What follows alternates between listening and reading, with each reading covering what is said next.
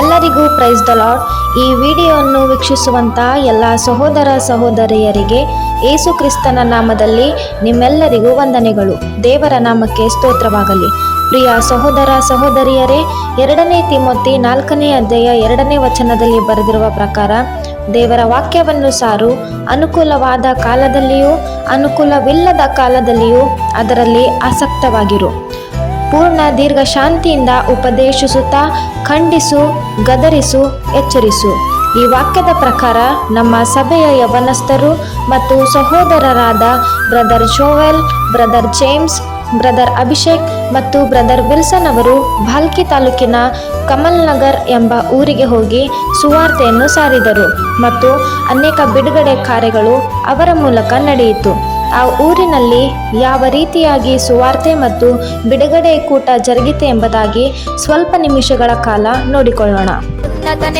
ನನ್ನಯ ರಕ್ಷಕನೇ, ನನ್ನಯ ಕರವನ್ನು ಹಿಡಿಯುವನೇ. ಇಬ್ರಿಯ 1ನೇ ಅಧ್ಯಾಯ 7ನೇ ವಚನ. ದೇವರು ತನ್ನ ದೂತರನ್ನು ಗಾಳಿಯನ್ನಾಗಿಯೂ ತನ್ನ ಸೇವಕರನ್ನು ಅಗ್ನಿ ಜ್ವಾಲೆಯನ್ನಾಗಿ ಮಾಡುತ್ತಾನೆ ಎಂಬುದು.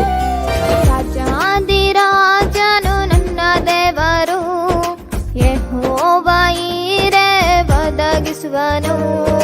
ಹಗಲಲ್ಲಿ ಸೂರ್ಯನು ನನ್ನ ಯೇಸುವು. ಮತ್ತಾಯನು ಬರೆದ ಸುವಾರ್ತೆ 4ನೇ ಅಧ್ಯಾಯ 23ನೇ ವಚನ. ಆಮೇಲೆ ಯೇಸು ಸಭಾಮಂದಿರಗಳಲ್ಲಿ ಉಪದೇಶ ಮಾಡುತ್ತಾ ಪರಲೋಕ ರಾಜ್ಯದ ಸುವಾರ್ತೆಯನ್ನು ಸಾರಿ ಹೇಳುತ್ತಾ ಜನರ ಎಲ್ಲ ಥರದ ರೋಗಗಳನ್ನು, ಎಲ್ಲ ಥರದ ಬೇನೆಗಳನ್ನು ವಾಸಿ ಮಾಡುತ್ತಾ ಬಂದನು. ಉನ್ನತನೇ ನನ್ನಯ ರಕ್ಷಕನೇ, ನನ್ನಯ ಕರವನ್ನು ಹಿಡಿಯುವನೇ.